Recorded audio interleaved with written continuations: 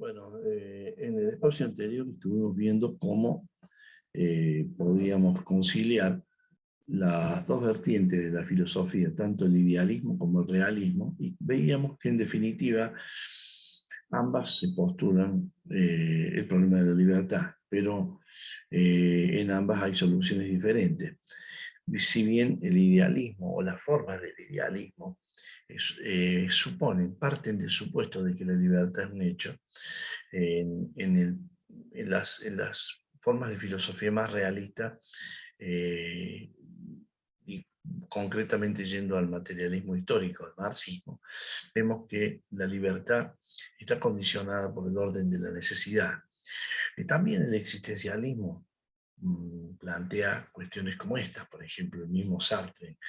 Jean-Paul Sartre dice que nosotros, si nacemos, somos arrojados al mundo, y en el estado de yecto, de ser arrojados al mundo, caemos, somos hijos de una familia en Vietnam, en plena guerra.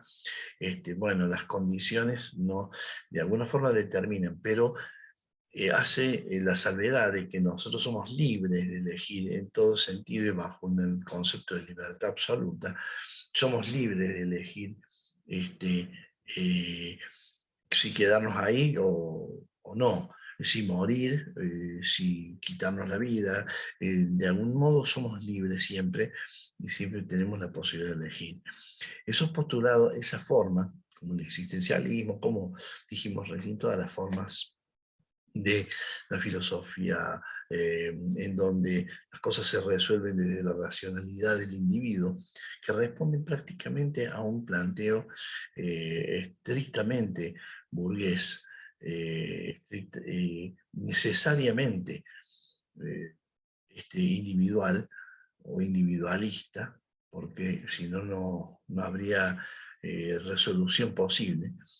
Decimos que con Sartre hay una especie de fuga a la realidad que está marcada por el orden puntual de la necesidad. En ese sentido, Marx parte de la necesidad, supone la necesidad, no la libertad, supone la necesidad.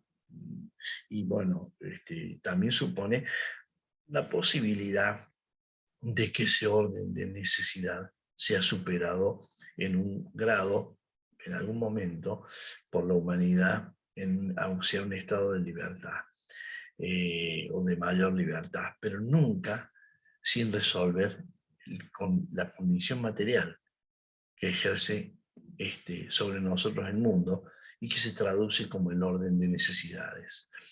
Ahora vamos a ver que hay una diferencia entre lo que burdamente se llama materialismo cuando se quiere designar al marxismo. Materialismo histórico o marxismo no significa materialismo en sentido clásico o en el sentido metafísico o en el sentido de querer designar la materia como el determinismo básico de la existencia. Vamos a ver nuevamente esta plantilla. Vamos a subrayar algunas cosas, algunas ideas que me parece importantes. Primero, que el materialismo histórico no es un supuesto metafísico, es una construcción cultural. Aquí dice, principio explicativo de un proceso de producción material. Sí, evidentemente que solamente se entiende el hombre desde la actividad del hombre. Y por lo tanto el proceso de producción material es una condición inicial para entender el trabajo y con el trabajo entender también, por supuesto, la participación del hombre en el mundo y por tanto la definición y la autoconstrucción del hombre.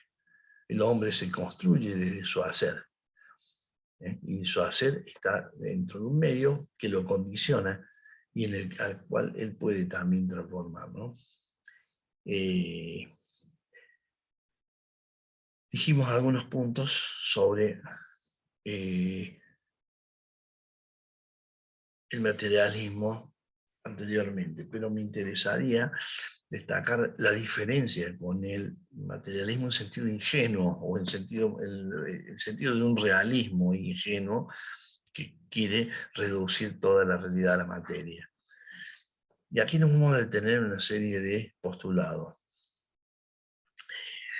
que son los supuestos teóricos de una filosofía materialista, estrictamente materialista.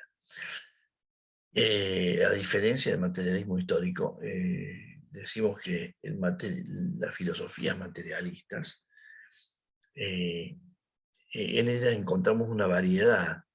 En la variedad de la naturaleza, el hombre es apenas una partícula, y la conciencia es solo una propiedad del hombre. O sea que acá, en el materialismo puro, hay un reduccionismo de toda la realidad espiritual, por decirlo de alguna forma, a la materia. En el marxismo, habría que decir que la propuesta del marxismo es la propuesta de superar el condicionamiento de la materia a través de la posibilidad de la libertad. ¿Qué pasa? Esa construcción de libertad libertaria del hombre, esa construcción es necesariamente fruto de una actividad social, de una interacción social, ¿no? El segundo punto, la historia del pensamiento, es la pugna entre el materialismo y el idealismo. Eso lo hemos hablado. Y decimos que el materialismo ayuda al hombre a liberarse de toda superstición, depositando la esperanza en la racionalidad y la experiencia.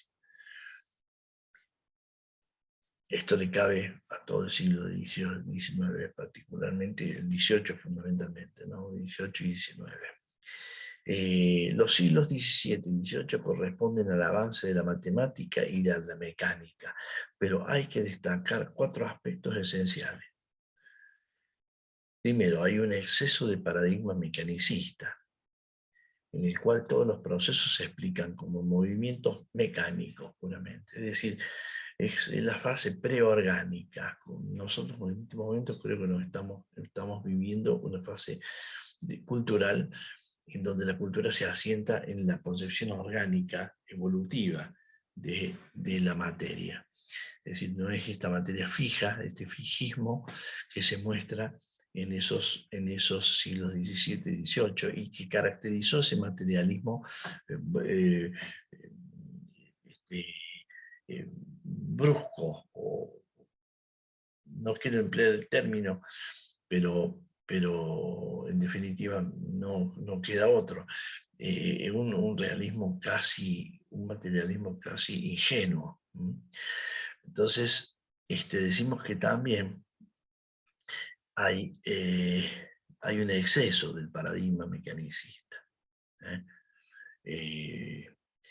Se estima, por otro punto, se estima a la naturaleza como inmutable. El materialismo mecanicista metafísico toma a la materia como principio. Es decir, en su afán de negar todo aquello que no sea material, o sea, subjetivo, de negar lo subjetivo, lo espiritual, lo no material, hay una especie de torsión exagerada dentro del paradigma mecanicista, que conduce precisamente a una forma de entender el comportamiento de las cosas de modo mecánico, es decir, por contacto, por choque, por impulso, por transmisión de fuerza, pero que en definitiva no se muestra como suficiente para explicar todos los fenómenos, básicamente los sociales, en los cuales interviene una subjetividad individual y colectiva que escapa al materialismo. No se aplica el materialismo al plano social. Es deficiente en ese sentido, si no termina de explicar fenómenos sociales. No advierte la base material de los cambios sociales, atribuyendo los mismos al progreso de las ciencias o a las ideas. Es decir, hay una desconexión entre un plano y el otro, cosa que el materialismo dialéctico no. En el materialismo dialéctico, la base empírica material de los hechos da lugar a la explicación de los hechos, pero entendiendo que hay alguien que actúa y que dentro de esas formas se traduce esa acción como relaciones sociales. Las relaciones sociales son las que producen cambios. No solamente los cambios se originan del determinismo de la materia. La concepción mecanicista del materialismo fue superada por el concepto de conservación y transformación de la energía. Digamos, esa concepción, dijimos, rígida, mecanicista rígida del materialismo. Por eso el modelo que se incorpora, que es un modelo organicista, es lo que nos permite entender la movilidad de la energía y la transmisión de la energía, y por lo tanto los conceptos como los del calor, el descubrimiento de la célula, las teorías de evolución de las especies. ¿Qué es la materia? Se pregunta el materialismo. Materia es todo lo que tiene existencia objetiva e independientemente de la conciencia. En eso podemos estar de acuerdo, puede estar de acuerdo el materialismo histórico también, ¿no es cierto? Pero, ¿qué ocurre? Hay un feedback, hay una interacción, hay la relación de causalidad sustentada, es superada por la interacción, donde interviene ese feedback, esa reacción desde el efecto a la causa. ¿Por qué? Porque el comportamiento es un comportamiento de un ser vivo. El universo se entiende como un organismo vivo, no como fría materia. La materia no puede ser creada ni destruida.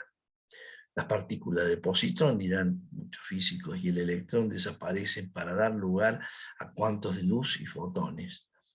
Es decir, nada se pierde, todo se transforma. La unidad real del mundo consiste en su materialidad.